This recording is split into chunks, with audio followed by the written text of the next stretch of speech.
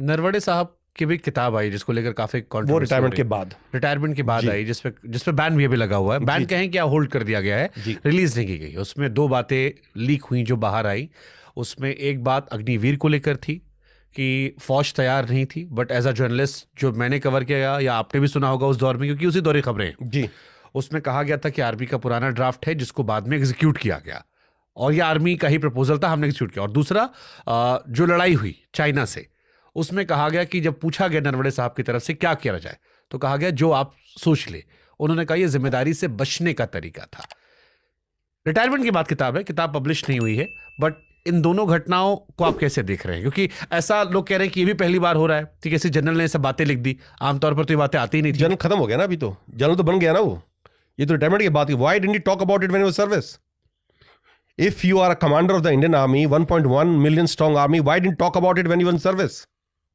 क्योंकि आपको कुछ मिलना नहीं है अभी। आपने उस वक्त क्यों नहीं बात की इसके बारे में? दूसरी बात, मैं आपको ये अंदर की बात बताता हूं। जब ये आप अग्निवीर की बात कर रहे हैं, एक कमांडर्स कॉन्फ्रेंस होती है जिसमें सारे आर्मी कमांडर्स आते हैं, चीफ आता है।